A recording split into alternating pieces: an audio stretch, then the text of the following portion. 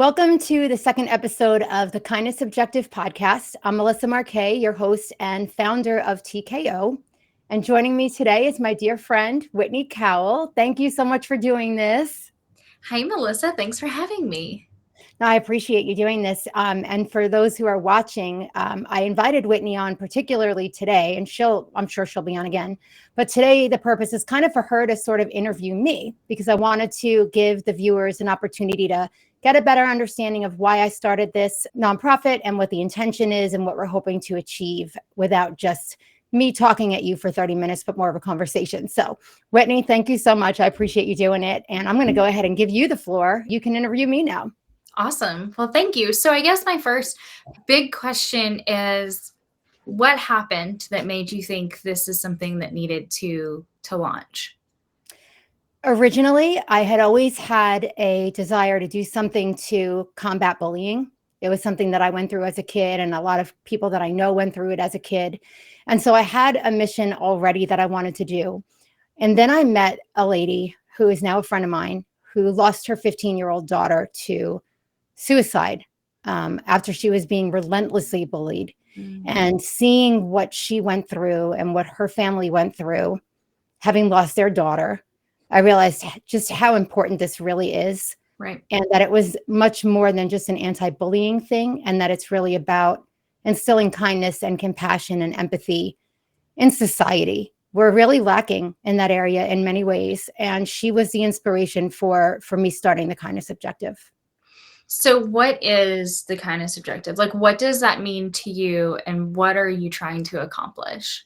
The intention is to be able to put kids and just everybody, but particularly kids, in real life experiences where they have the opportunity to exercise empathy and compassion. Words without action, they're just words, mm-hmm. right? And there's a lot of anti-bullying places and slogans, and it's great. And you slap a cute little slogan on a t-shirt and we're going to stand up against bullying, but they're not actually doing anything. And so by giving people the opportunity to put these things into action, whether that's helping animals that are in need or people, it gives them a sense of fulfillment that maybe they wouldn't have if they didn't have the experience. And so that's really the goal here, is to continue to grow and continue to have more events and more seminars and workshops and things of that nature to really give people a hands-on experience.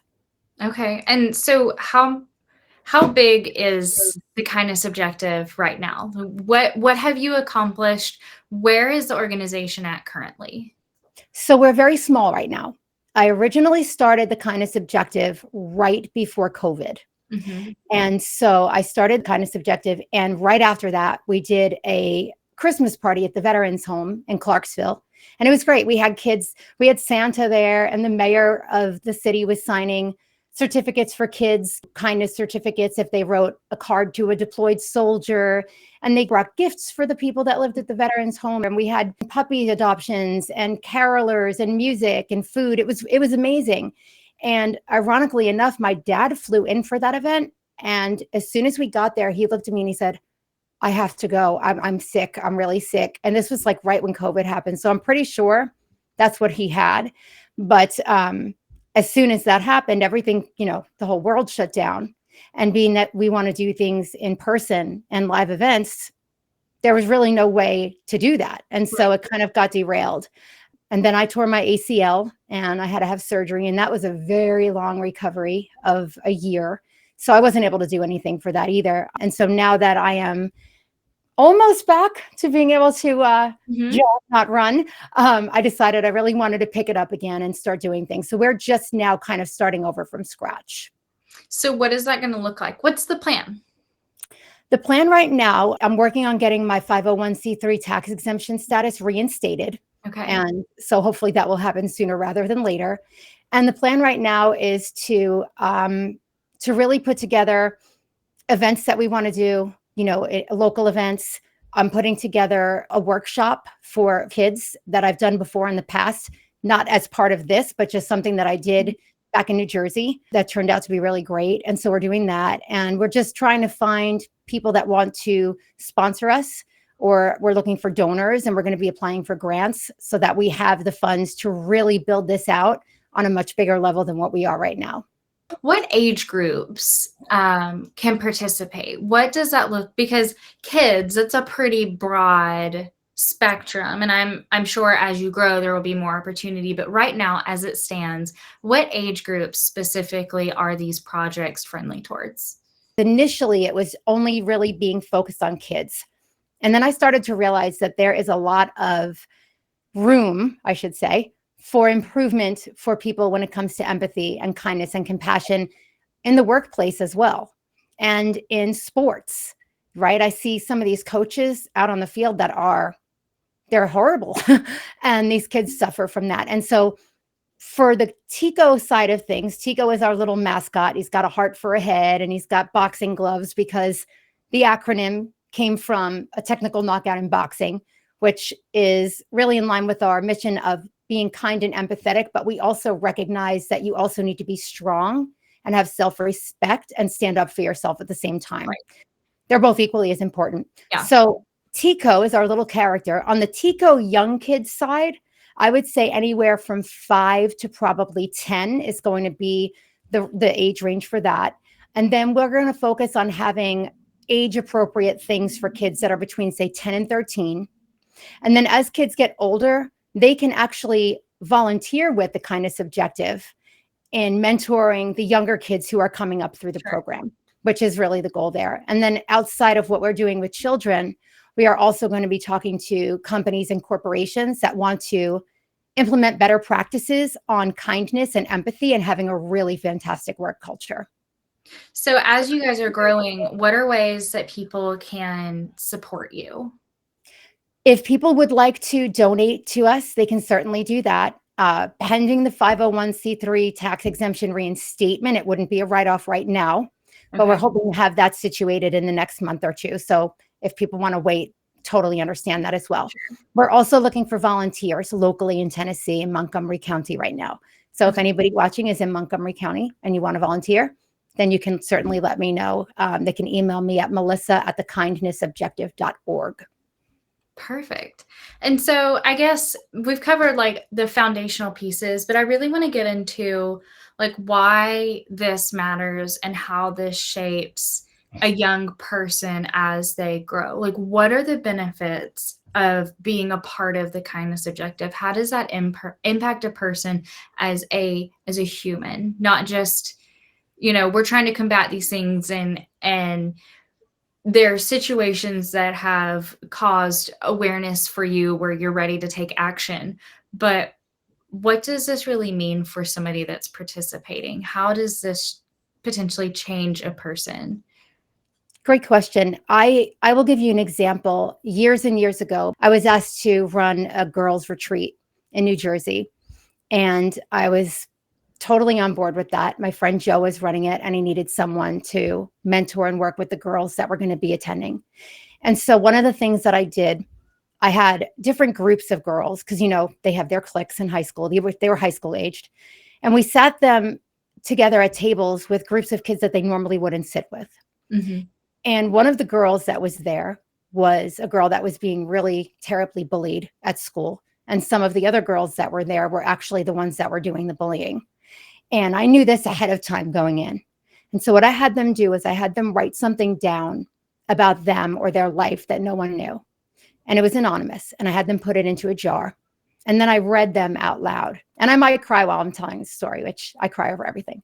But I read one of them. And it said, what people don't know about me is that I am bullied relentlessly every day at school.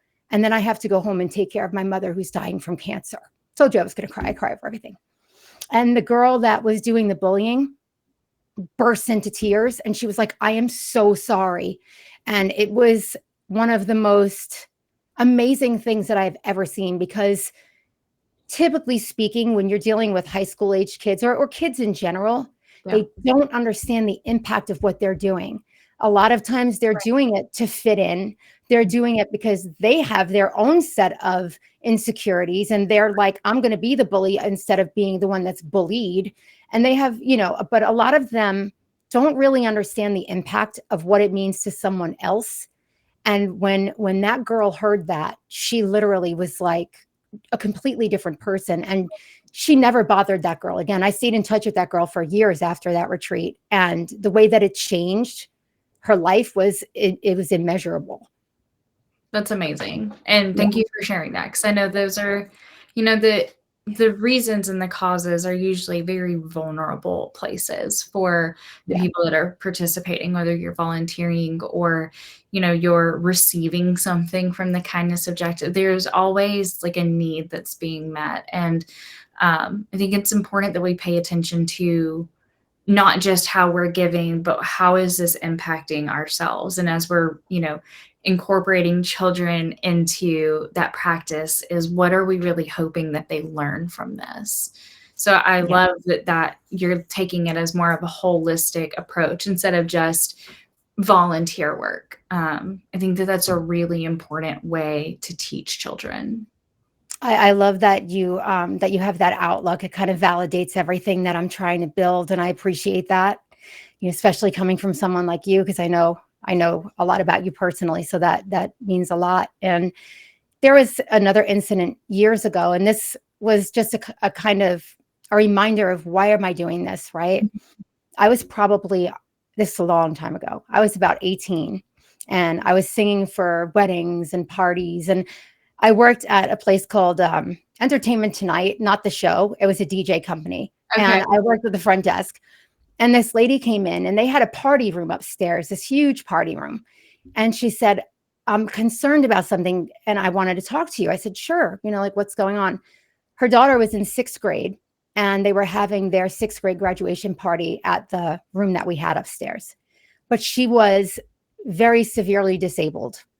And she was afraid that the kids would not include her and that it would be something hurtful, as Right. opposed to being like a celebration for 6th grade graduation. And I said to her, I said, I will take her. And she was like, what do you mean? I said, I'll take her to the party. I'll take her.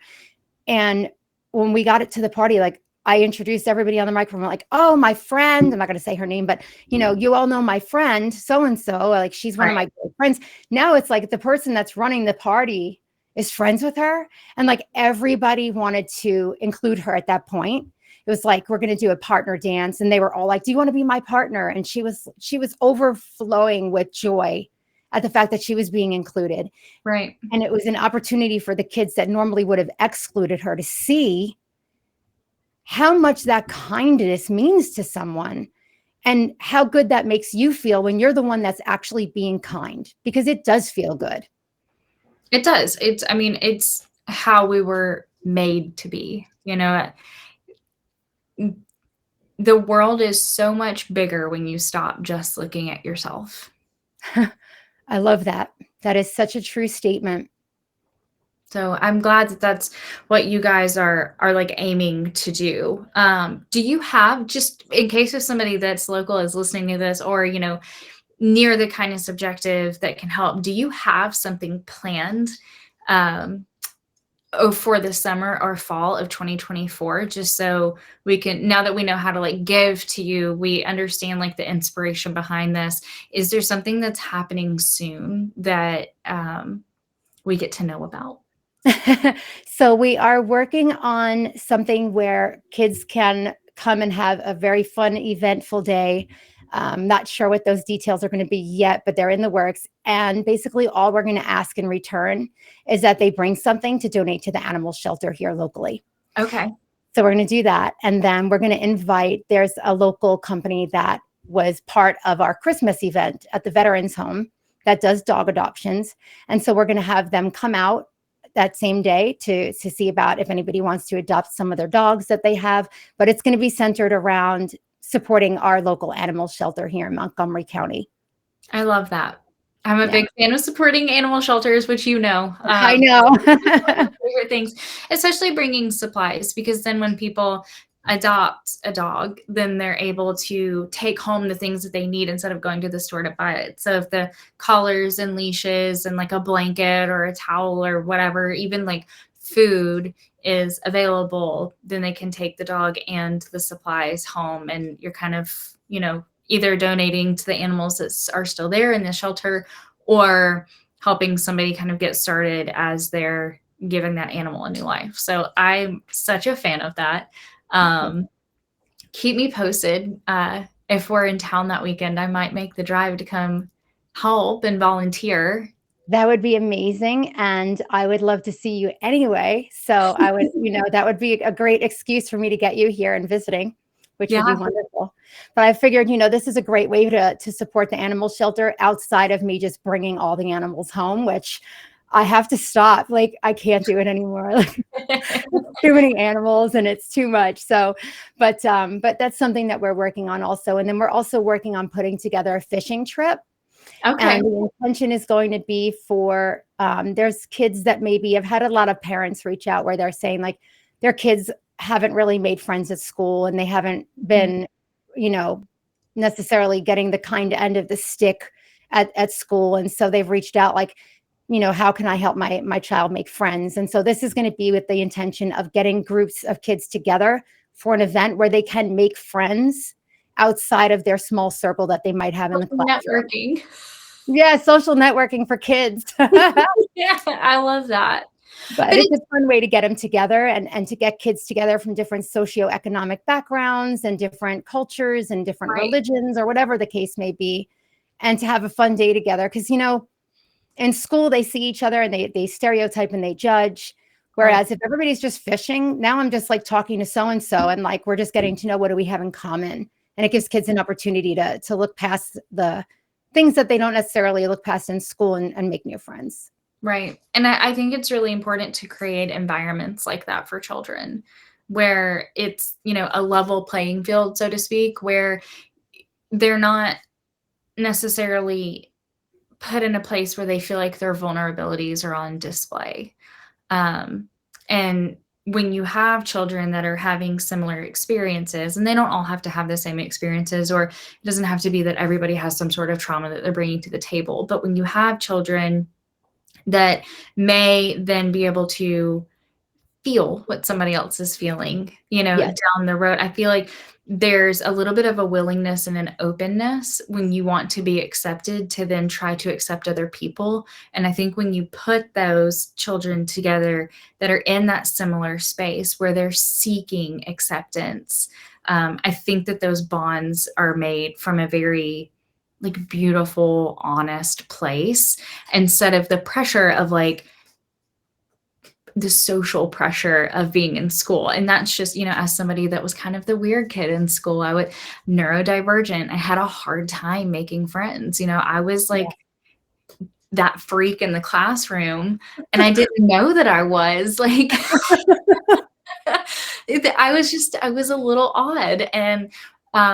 And because of that, I didn't fit into social groups. So oftentimes I would play by myself or be one or two other kids that I would, play with. But I, a lot of times would just take a book or, I would do my best to like fit in, but I couldn't keep up and I never knew why. But like sports is a really good outlet for me to not have to worry about that because I'm not there to make friends. Like we're there to accomplish a goal. Yeah. And it's a little bit different. So, I'm such a fan, especially of taking kids like outside. And when there are multiple children from, like you said, multiple different backgrounds where they get to learn about each other and maybe even learn something new while they're doing it. Like if they've never gone fishing before, it does kind of create a really safe space. So I love what you're doing. I love that you're picking this back up after COVID. I was excited when you first launched it, and I know that things got a little upside down. So I'm really glad that this is picking up again. And I do actually know some people in the Clarksville area that I'd love to connect you with that would probably support the organization. That would be amazing. Absolutely. And to your point about sports, I'm glad that you brought that up because I know that you are an amazing dancer and gymnast. And I'm curious. Amazing. That was like 15, 20 years ago. Amazing. Trust me, amazing. We're all our own worst critics when it comes to those things. But I've seen the videos and I can account for the fact that my little sister by another mister is amazing. So, but I am curious. One of the things that I've really kind of focused on too here lately is the fact that coaches can be very, very brutal and harsh. And I had a friend whose daughter had She was in dance. She's young, under 10. And the dance teacher was so harsh that they pulled her out because the anxiety that was coming from it just wasn't worth it. And I've seen it in baseball with Caleb, with some of the coaches that he's had. Some have been amazing. Coach Steve, shout out to Coach Steve. He's the most amazing, motivating, supportive coach he's ever had. But we have had the other end of the stick too. Right. And it can make you go from loving doing baseball or whatever your sport is to really not even wanting to do it anymore. Did you run into any of that? First of all, that's really inappropriate for a coach to make a child feel that way. As somebody who both did sports and has been a coach of sports for about 6 years of my life, that's not your job. Your job is to teach a child how to use their talents. And sometimes you get kids that don't really have a lot of talents in the sport that they're choosing, and you work with them, right? Like you communicate with the parent. You make sure that the parent understands what is happening, especially if it's in a competitive environment instead of like an activity-based or class-based environment. I had some issues, not necessarily with a coach that was my coach, but it was like an additional coach of another team that came in and did a specific in gymnastics like event with us. So there are like different parts of gymnastics that you do. And that particular one always made me feel like really uncomfortable. And it's because it was one that like I wasn't very good at. And no matter how many drills I did, like it just, I just was not good at it. I knew it. It wasn't a secret. I did competitive gymnastics. So like the scores are up on the wall for everybody to see, like it just not my strength. And that's okay. I wouldn't say that I was like shamed by it, but I never felt like it was okay for me to be like not good at that particular event.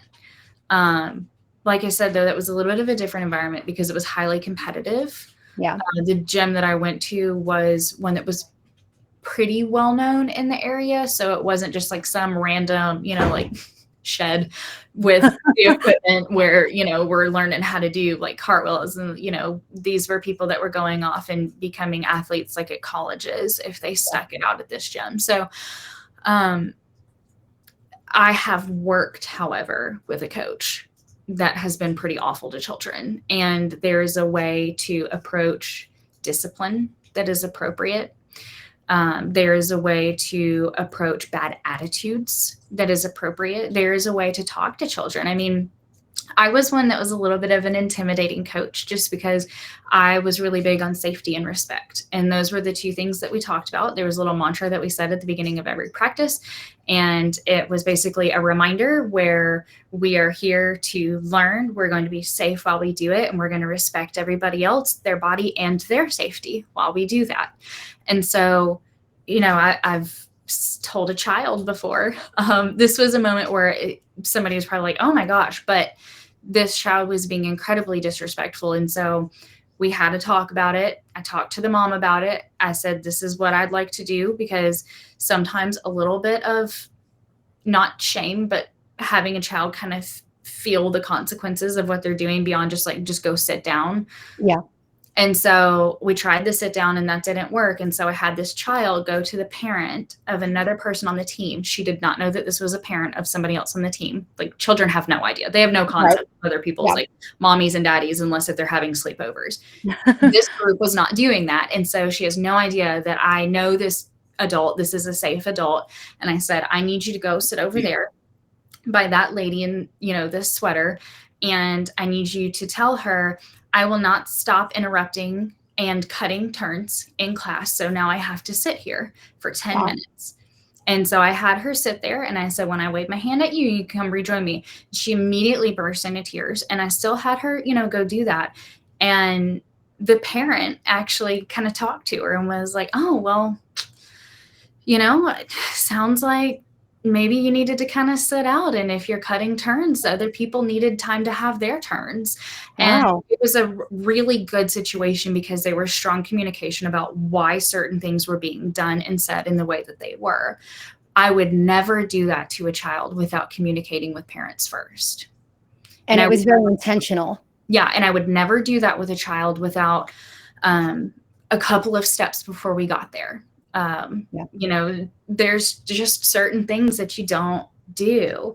That child probably remembered that for a long time, and it wasn't meant to be humiliating. It was just a learning moment, and she had to sit there and watch her teammates. And then, you know, we rotated and we were trying really fun new things. And while that's exciting, like that doesn't give you free range to like act differently or act out of character or whatever that may be. So, you know, I'm a big believer in teaching children, not just don't do that. We don't say that, you know, that you're not gonna, you know, whatever. I don't think that there's a point in doing that if you can't get to the root of why. And for me, it's always if you're impacting somebody's safety or you're being disrespectful as a person, right? That's when we're going to have an issue. And that has nothing to do with their skill or their ability. It completely takes that out of the conversation. That's important. It's actually incredibly important that you say that. And I think that was such a well thought out way of putting a consequence in place without humiliating a kid, right? Like you're not going to have them. You felt humiliated walking, because of course that child thinks everybody's watching her walk up there. And you know, it's like, the bigger the scene you make, yes, people will watch. People watch, but, you know, that I've had my fair share of, you know, like I said, over a couple of years, you kind of see it all. You see the meltdowns on the floor. You see the sassy ones. You see the mean ones that are hitting each other. You know, you see the ones that are having a bad day and they just come in pouting and they don't want to listen and they just stand there.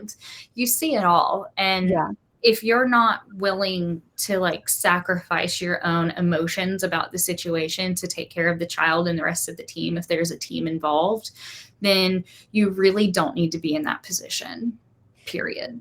Perfectly stated. And a lot of that, like when you said you're taking out their skill set, you're taking that out of the equation and you're focusing on like respect and integrity and safety. Like that's amazing. Whereas I'll give you an example with the coach that my son had for Little League last spring. And I actually just put a blog out about this.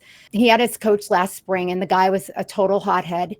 And you know, they're like 8 and he's walking around like, you know, like just everything is a problem and huffing and puffing. And he literally pulled them after the game. Like they normally would come out to the grass area where the parents are to recap the game and give the game ball and, you know, but this particular time he took them out to second base. And I was like, that's odd. And so they chatted at second base and then Caleb and the rest of the kids got in the car, you know, they're walking to the car and my son's throwing his baseball hat down and he's like, crying. I said, what's the matter? Like, what happened? He's like, nothing. So I'm like, honey, something happened. What happened? And he said, he basically told us that I know your parents are going to tell you did a great job tonight, but you all are pathetic. And I was like, oh no, he did not. That's not a word that you teach a child. No. And some of them were 7, you know, 7 and they were 7 and 8.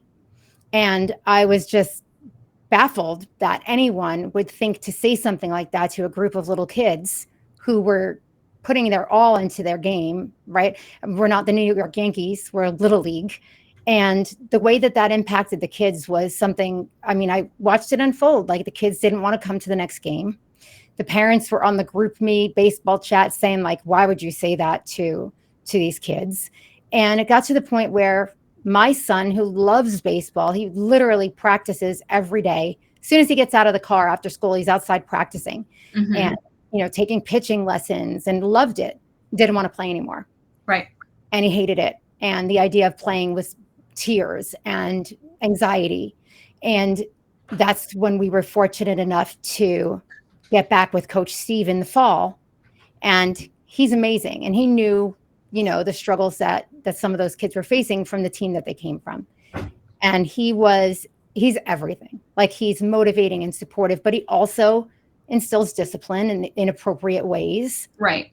And always starts off with, what did they do great?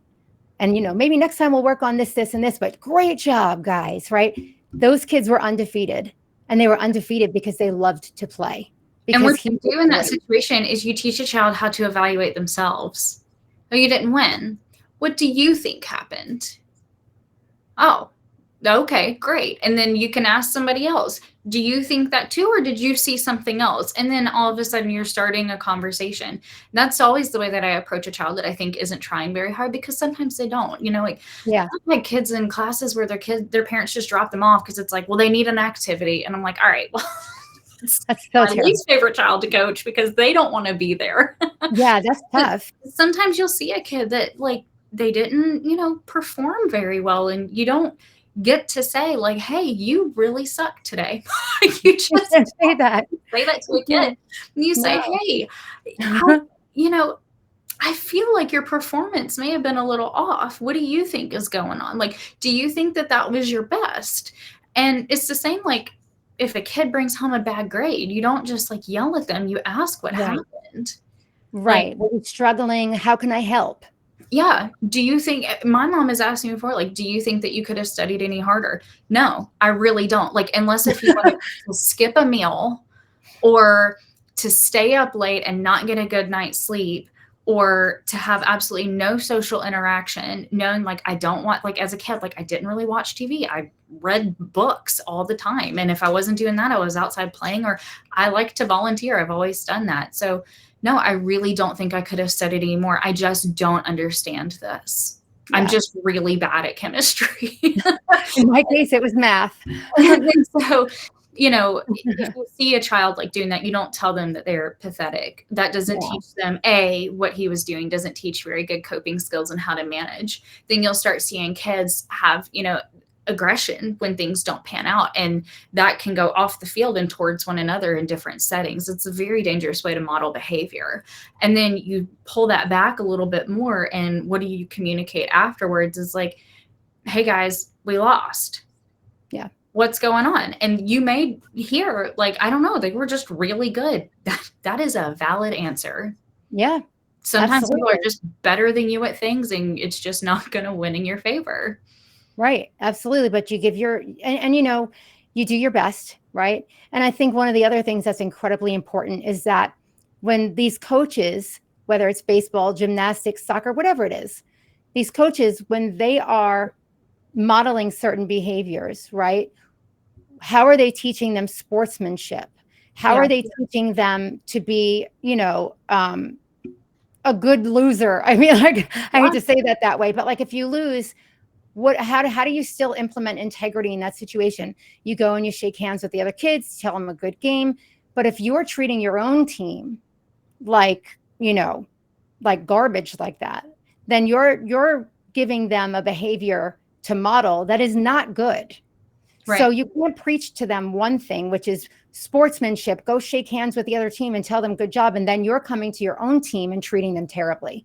It's contradictory, and it's confusing to kids. They don't even know which behavior should they be modeling right now, because you're all over the map, right? Like on one hand, you're telling us be nice to everybody on the other team, but you're being terrible to us. Like, so what is that teaching them? Right. And it's important. It is. It's very important to teach children and that's the respect piece, right? Like you can respect somebody else playing really well. You can have respect towards your coach. Your coach should have respect towards you.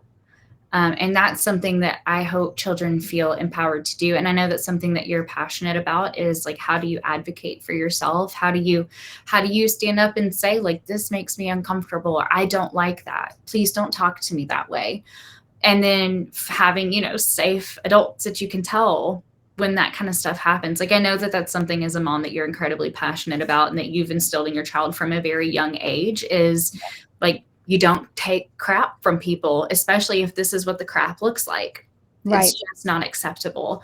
And so I'm glad that's a mission, and part of the mission, at least, for the kindness objective, because it, and that's just like one section of like one example of what you're trying to do. I think it's going to be really impactful as the organization advances and as what you guys are working towards kind of develops.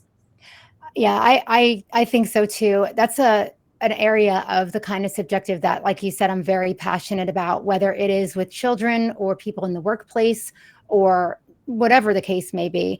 And interestingly enough, when that incident happened with the coach that said, y'all are pathetic, and My son at the next game said to him, he said, "Excuse me, coach." He said, "I know that we need to respect you, but you also have to be respectful to us."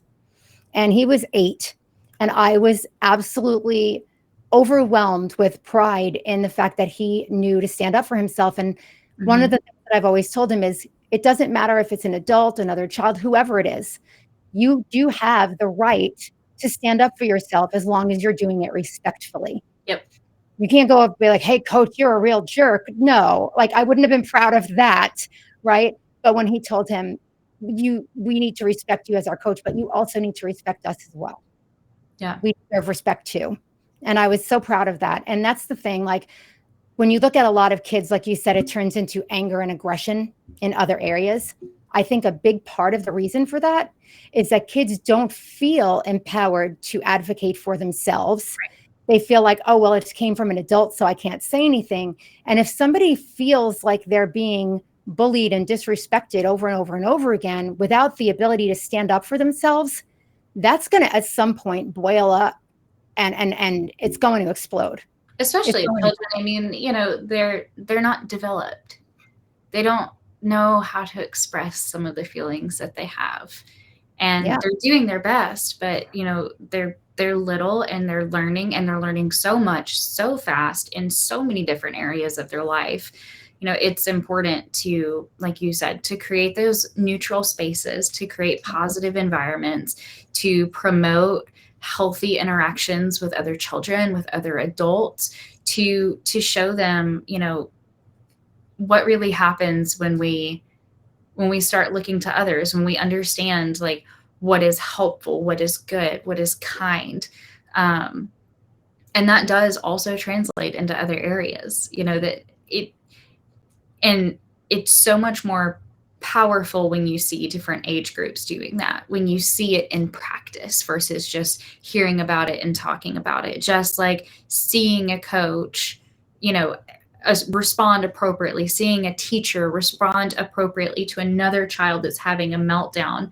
You might not be the child having the meltdown, but you will remember that. You will see that. They'll take note of that. I mean, they absorb everything. Children are just little sponges. And when you give them so many good and positive and healthy things to start absorbing, it will begin to change them. It absolutely will. And as parents, it's also important that they see us implementing these same things for our own selves, advocating for our own selves.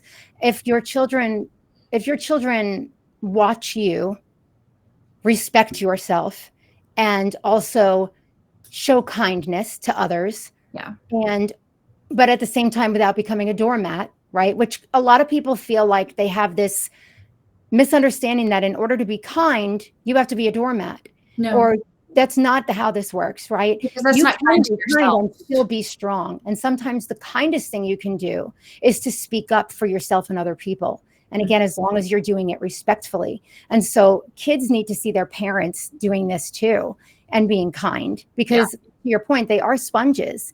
And you can't tell your kids to do one thing and then you yourself do something else. Right? Look at Facebook. Let's talk about that as social media for a second. Right? I see the most hateful, horrible comments from keyboard warriors that are all over, back and forth. Locally. There was one person that called a lady out that she thought was, you know, having an affair with her husband. I said, "This is terrible. This needs to be private. Like, this is terrible." The things that these people were saying back and forth to each other. And I'm like horrified knowing that the majority of those people are raising children. Yep. And so what are we doing? You have to think about everything you do, everything you say, because little impressionable sponge-soaking minds are watching everything you do, everything. Yep. So you can't tell them, "Oh, you need to be kind, you need to be respectful," and then you're just disrespectful and hurtful to people. You're not teaching anything then. And the things that I see parents doing, even parents on the field, the way that they talk to each other and to the umpires, I'm like, what is happening right now? You're going to teach your kids to be respectful to their coach while you're tearing apart the 14-year-old umpire who just volunteered to do this so your kids can play tonight. When I was in the 6th grade, I was friends with a lot of girls that played sports. And some of that is because I did gymnastics. So like Saturday mornings and things like that. Like I could go to their games, and it was a very tiny school that I went to. So most of them were in sports. And so, you know, it was like me and like 6 other girls that weren't on those teams. And like, that's all that was in our grade. And so, I remember this girl, it was her like church, like youth leader or whatever. I don't know if that was the exact association, but it was something like that. It was that kind of relationship. And it was like a Saturday morning, and she was playing basketball. And I remember it was a bad call. The ref made a bad call. Yeah. And as somebody who had just started cheering, like I'm learning about sports, because before I just didn't care. I still don't care, but like learning how the game's supposed to be played. Then I see her stand up and she goes, "I strongly disagree with that, sir." And then go to her. But like, that's so funny. It was the funniest, tamest outburst I've ever seen. That's so funny. It has always stuck with me. I was like, you know, good for her, because, you know, like exploding, sharing her feelings, like really passionate about the game, but like in the tamest, nicest way. That's so cute. Yeah. And I will say, as somebody who cheered, you know, my view was always of the stands, never of the field. And I saw a lot of things. Oh, I'm sure. And so, you know, it starts with adults, and I know the kindness objective, I'm glad, like it doesn't exclude adults, but what it does is empowers like everybody that chooses to get involved. And so I'm excited to see what's next with you guys. I'm excited to see where this goes, how many people you're able to impact, and the people that decide to join in and support what those individuals or those companies or those organizations are, and what this turns into. I mean, I give it a year before it really starts picking up pace, considering where you were at when you had initially, you know, had to put a pin in it. Yeah, well, I appreciate that. And I'm excited to see where it goes to. And it would definitely keep you in the loop. And I'm going to get you here to volunteer one weekend. And we're going to make that happen. There'll be dogs. There'll be puppies. You'll be happy. You just let me know. I'll be there. Cool. Excellent. Well, thanks so much for doing this today. I appreciate it. And great questions. I hope that sheds some light for people that are watching as far as what is the kindness objective and what is the intention and what are we hoping to accomplish. So Whitney, as always, I love you. You're amazing. Thank you. And for those who are watching, remember, please stay kind to each other, inspire kindness, whether it's at work, in sports, in schools, whatever your role is, be kind. Be kind to everyone. We all need a little kindness. Take care.